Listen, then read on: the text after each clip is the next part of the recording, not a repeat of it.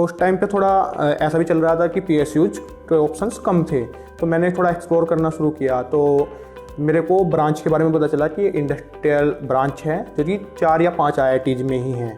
M.Tech और B.Tech में यही फ़र्क है कि M.Tech में हमको कंटिन्यूस मेहनत करनी पड़ती है कि पहले दिन से जब तुम M.Tech में एडमिशन लोगे तुम्हें थीसिस भी करनी है, और थीसिस के साथ साथ तुम्हारी अगर तुम्हारी M.Tech रिसर्च है तो तुम्हें RA ड्यूटी करनी पड़ती है, अगर तुम्हारी TA है तो तुम्हें टीचिंग असिस्टेंट ड्यूटी करनी पड़ती है। दूसरा IIT सिस्टम में क्या है कि IIT कानपुर की अगर मैं पर्टिकुलरली बात करूँ कि आप किसी भी ब्रांच का कोई भी कोर्स अप्लाई कर सकते हैं कि मैं ये कोर्स पढ़ना चाहता हूँ इस semester.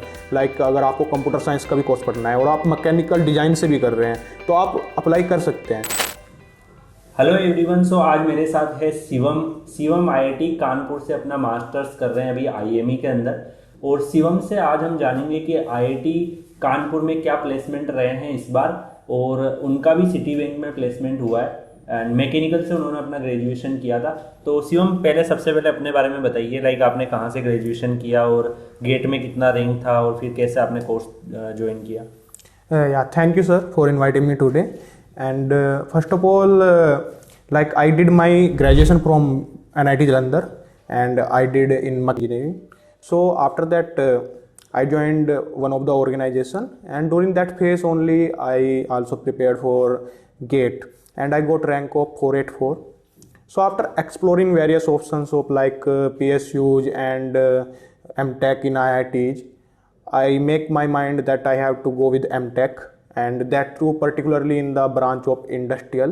So that's why I joined in IME IIT Kanpur. So like currently, as you told that I got placement in Citibank. So this profile is basically for data analyst and business analyst. So I want to change my profile from mechanical core to non-core or somehow in the field of data science. That's why I joined in first place in IIT. Okay, तो BTech जो आपने किया था वो mechanical से किया था, job आपकी उससे लगी है, फिर आपने IME में किया है, तो IME ब्रांच के बारे में थोड़ा सा बताएंगे आप। तो जैसे ही मेरी गेट रैंक आई 484, सो उस टाइम पे थोड़ा ऐसा भी चल रहा था कि PSUs के ऑप्शंस कम थे, तो मैंने थोड़ा एक्सप्लोर करना शुरू किया। तो मेरे को ब्रांच के बारे में पता चला कि इंडस्ट्रियल ब्रांच है जो कि 4 या 5 IITs में ही हैं। तो ये मोस्टली इंटरडिसिप्लिनरी ब्रांच होती है जिसमें एक mechanical, civil, electrical, textile, biotechnology, इन सब ब्रांच का कोई भी ग्रेजुएट बंदा पोस्ट ग्रेजुएट के लिए जा सकता है इन IITs में। सो IME में मोस्टली हम लोग फोकस करते हैं कि एनालिटिक्स के कुछ कोर्सेज है, जिस बंदे को एनालिटिक्स प्रोफाइल बनानी है, ऑपरेशंस के हैं, सप्लाई चेन पे है, लेकिन मोस्ट ऑफ द प्रोफाइल्स हम लोग एनालिटिक्स में बनाते हैं। तो उसमें से कुछ कोर्सेज होते हैं जैसे प्रोबेबिलिटी एंड स्टैट्स, एंड उसके बाद बिजनेस एनालिटिक्स के कोर्सेज होते हैं, डाटा के कोर्सेज होते हैं। तो IME में आप किसी भी गेट स्कोर पे, इवन मैथमेटिक्स के बंदे भी IME में एडमिशन ले सकते हैं। IME में मतलब जिसने गेट मैकेनिकल से दिया वो भी जा सकता है, सिविल से दिया वो भी जा सकता है, डिफरेंट ब्रांच के बच्चे, इंटरडिसिप्लिनरी ब्रांचेज है। इवन मैथमेटिक्स गेट देने के बाद भी हमारे बैच में ही बच्चे हैं जो मैथमेटिक्स से गेट दिए हैं, उनकी सिविल में B.Tech थी। तो ये इंटरडिसिप्लिनरी ब्रांचेस की कैटेगरी में आता है। तो आपने लाइक M.Tech के अंदर क्या क्या कोर्सेज किए, क्या अलग किया B.Tech से, क्योंकि B.Tech में जनरली हम इंटर्नशिप करते हैं, प्रोजेक्ट करते हैं। M.Tech में क्या अलग होता है जो आपकी लाइक स्किल्स को इम्प्रूव किया या फिर प्लेसमेंट में आपको अच्छा हेल्प किया।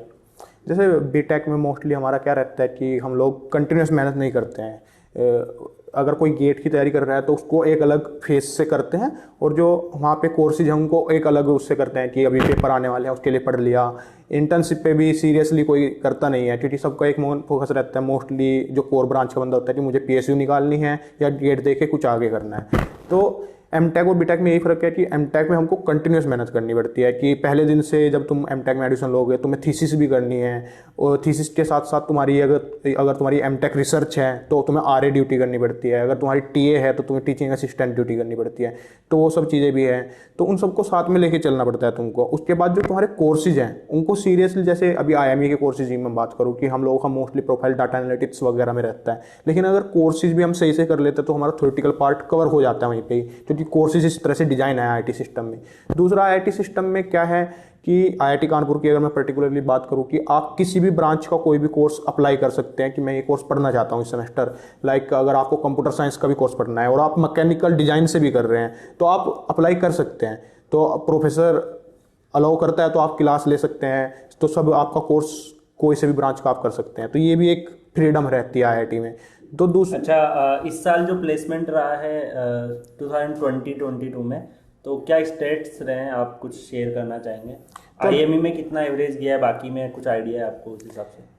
पर्टिकुलरली अगर मैं आईएमई की बात करूं, क्योंकि अभी पूरा स्टैट्स तो आईआईटी कानपुर का शेयर नहीं हुआ है साइट पे, तो आईएमई में हमारा जैसे 25 LPA प्लस हमारा हाईएस्ट रहा है इस बार का, और 17 प्लस हमारा एवरेज है अभी तक, और 16 out of 18 is placed. So we can say that कि 90% बैच प्लेस हो चुका है। और हमारा मतलब हिस्ट्री रहा है आईएमई का कि till the end of second phase अभी शुरू हो जाएगा आईआईटी में प्लेसमेंट का, 100% प्लेसमेंट हो जाता है आईएमई का।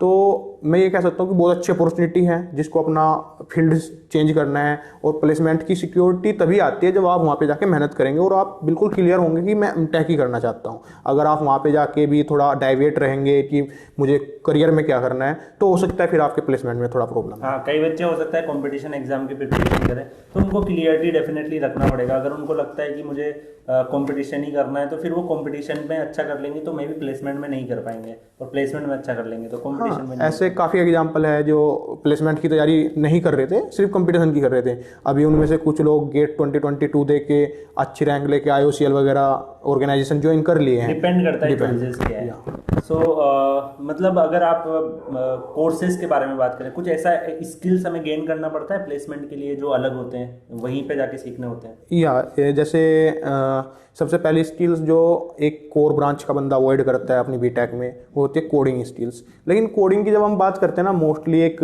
ये बना हुआ है कि एक मैकेनिकल का बंदा, एक सिविल का बंदा कोडिंग नहीं कर सकता है। तो सबसे फॉरमोस्ट थिंग है कि हमको, जैसे डाटा साइंस फील्ड की अगर मैं बात करूँ, हमको कोडिंग करनी होती है पाइथन में, ना कि सी में या C++ में। तो पाइथन लैंग्वेज अगर आप 10 से 15 दिन भी अपना खुद से डेडिकेटेड दोगे तो आप सीख जाओगे। उसके बाद SQL एक लैंग्वेज है जो आपको डाटा की जॉब के लिए चाहिए होती है, तो वो भी सीखनी होती है। और ये सब चीज़ें किसी भी कोर्स स्ट्रक्चर में नहीं है आईआईटी के, तो ये खुद से ही आपको करना पड़ेगा एक्चुअली, क्योंकि बीटेक वगैरह के कोर्स में होता है आईआईटी में SQL वगैरह, पाइथन वगैरह, लेकिन आप जब मास्टर्स में चले जाते हैं तो आपसे एक्सपेक्ट किया जाता है कि आप खुद सीखें ये चीज़ें। तो ये दो ऐसी इंपॉर्टेंट मैं लैंग्वेज बोलूँगा कि कोई भी बंदा अगर कोर से नॉन कोर में जाना चाह रहा है, even for core profile also some companies ask for language. तो आईएमई का सबसे हाईएस्ट प्लेसमेंट कितना गया है इस बार लगभग? हाईएस्ट जैसे मैंने आपको बताया कि 25 LPA प्लस हमारा हाईएस्ट रहा है इस बार। और average something? Average 17 plus. 17 plus. बाकी ब्रांच में भी ऑलमोस्ट इतना ही रहा होगा, कोर ब्रांचेज में या थोड़ा कम रहा है इससे? कोर ब्रांचेज में ये भी एक फैक्टर रहता है कि जब आप आईआईटी में एडमिशन लेते हैं तो आपको पहले ही डिफाइन करना पड़ता है, पहले 1-2 महीने में, मैं कोर में जाना चाहता हूँ या नॉन कोर में जाना चाहता हूँ। देखो, दोनों चीज़ों की अपनी अपनी एडवांटेज हैं, और लाइफ लॉन्ग आप क्या करना चाहते हैं। तो कोर में आप बोल सकते हो कि थोड़ा पैकेज कम रहता है, लेकिन ऐसा नहीं है, काफ़ी प्रोफाइल ऐसी आती है जो नॉन कोर से भी ज़्यादा आपको देती है पैसा। लेकिन वही फिर आपकी मेहनत, आपकी थीसिस किस तरह की है, और रिसर्च क्या है, प्रोजेक्ट क्या है। तो कोर में ये चीज़ बहुत फैक्टर डालता है कि आपका एक्चुअली जो आप प्रोजेक्ट करने वाले हैं एमटेक में, अगर वो मैच कर गया कंपनी प्रोफाइल से, तो you will be go through the placement. अच्छा, तो आपकी आईआईटी कानपुर का ऑप्शन आया था इस रैंक में 484 में, या और भी ऑप्शन थे आपके पास? नहीं, जैसे मेरे को फर्स्ट राउंड में आईआईटी खड़गपुर IEM मिला था, फिर उसके बाद मेरे को IIT दिल्ली का इंडस्ट्रियल भी मिला, फिर मेरे को IME मिला था IIT कानपुर का। मैंने 2 बार इसको रखा अपने पास, रिटेन किया। हाँ, उसके बाद मैंने 3rd टाइम इसको फ्रीज कर दिया। तो मेरा था शुरू से 484 रैंक में लगभग आपको IIT Kanpur, IIT Delhi, IIT Kharagpur के ऑप्शन आ जाते हैं आपके पास। मैं तो बोलूँगा कि एक्चुअली हमारे टाइम पे क्या था कि PSU बहुत कम आया था, तो सबने एमटेक लिया था, तो इसलिए 484 या मेरा जैसे गेट स्कोर 819 का शायद था, तो उस पर आपको ये ऑप्शन मिला। लेकिन अभी इस बैच की मैं बात करूँ जिसने अभी एडमिशन लिया है 2022 में, तो आपकी रैंक थोड़ा नीचे भी होगी तो फिर भी आपको ऑप्शन मिल जाएगा, लाइक 700-800 तक भी, अगर आप डिपेंड करता है कि कितने बंदे उसे फिल कर रहे हैं, वहाँ तक भी IME का ऑप्शन आपके लिए खुल सकता है। अच्छा, तो इंटरडिसिप्लिनरी ब्रांचेज जो होती है उसमें डिफरेंट जो गेट कोर्स के होते हैं, जैसे गेट, मैकेनिकल, सिविल, इलेक्ट्रिकल सब आ सकते हैं, और सबके पास इक्वल अपॉर्चुनिटी देती है प्लेसमेंट के लिए। हाँ, क्योंकि देखो आईएमई में तो ऐसा ही है कि आपका जो गेट स्कोर होगा उसके बेसिस पे आपका कट ऑफ लगता रहेगा। कुछ ब्रांचेज हैं जिसमें फिक्स सीट हैं मैकेनिकल के लिए, जैसे इंडस्ट्रियल इंजीनियरिंग आईआईटी दिल्ली, उसमें 50% मैकेनिकल को ही प्रीफर किया जाता है। ऐसे ही आईओआर में भी नंबर ऑफ सीट्स फिक्स है हर ब्रांच के लिए, जो इंटरडिसिप्लिनरी ब्रांचेज आएंगी डिफरेंट डिफरेंट उनके लिए। लेकिन आईएमई में आपका कैसा है कि आपका गेट स्कोर हाई है तो आपको ही प्रीफर किया जाएगा। ओके, तो अगर मान लो मुझे कोई बच्चा ऐसा है जो आईएमई में मास्टर्स कर रहा है और कोई कोडिंग की कंपनी आ गई और उसके प्लेसमेंट में बैठना चाहता है, तो क्या बैठ सकता है या अलग कुछ सिनेरियो होता है उसका? एक्चुअली आईआईटी में क्या होता है कि मोस्टली जो सॉफ्टवेयर की भी कंपनी जाती है या डाटा एनालिटिक्स या डाटा साइंस की कंपनी जाती है, तो आप ये बोल सकते हैं कि 80% कंपनीज ओपन होती है, ओपन टू ऑल होती हैं। कुछ बहुत स्पेसिफिक कंपनीज होती हैं जो ओपन नहीं होती हैं। तो जैसे अगर 250 के अराउंड कोई प्रोफाइल ओपन हुई है तो एमटेक के लिए 150 प्लस प्रोफाइल ओपन होंगी अगर टोटल इतनी प्रोफाइल ओपन हुई है। और अगर आपको मैं बताऊं अपॉर्चुनिटीज़ की बात, तो शायद हर आईआईटी में 800 प्लस प्रोफाइल ओपन होती है फर्स्ट फेज में, और सेकंड फेज दोबारा से जनवरी के बाद जो चलता है उसमें भी आप मान सकते हो कि 150 प्लस प्रोफाइल रहती है। प्लेसमेंट के लिए कुछ ऐसे की पॉइंट जो बच्चों को करने ही पड़ेंगे, जैसे एप्टीट्यूड और रोल, तो क्या क्या की पॉइंट रखने पड़ेंगे? जैसे प्लेसमेंट फेज शुरू होता है तो सबसे पहला रहता है कि आपको टेस्ट देना होता है किसी भी कंपनी का। तो टेस्ट के लिए अगर आप टेस्ट ही क्लियर नहीं करेंगे तो आपको इंटरव्यू में बैठने का मौका नहीं मिलेगा। तो टेस्ट में क्या रहता है कि मोस्टली एप्टीट्यूड तो आएगा ही आएगा हर कंपनी में, और उसमें ये भी रहता है कि थोड़ा एप्टीट्यूड का लेवल आपके गेट के एप्टीट्यूड से हाई होता है। तो आपको प्रैक्टिस अच्छी करनी पड़ेगी, क्योंकि कुछ लोग ऐसे भी होते हैं आईआईटी में जो कैट की तैयारी कर रहे हैं अपने सेकेंड ईयर से बीटेक, क्योंकि आपको सबसे कंपटीशन करना है। बीटेक, एमटेक, एमएससी सब वही एग्जाम दे रहे हैं जब कोई भी कंपनी आ रही है। तो आपको अच्छी खासी एप्टीट्यूड करना पड़ेगा। उसके बाद मोस्टली जो कंपनीज आएंगी, अगर सॉफ्टवेयर डेवलपर प्रोफाइल की मैं बात करूँ तो डाटा स्ट्रक्चर एंड एल्गोरिथम पे क्वेश्चन पूछेंगे आपसे कोडिंग के, जिसमें आपको कोड करना होता है। डाटा एनालिटिक्स की मैं बात करूँ तो डाटा एनालिटिक्स में हो सकता है कि एसक्यूएल पे ज़्यादा क्वेश्चन आ जाए, और अगर आपको कोडिंग भी पूछेंगे तो पाइथन से आपका काम चल जाएगा।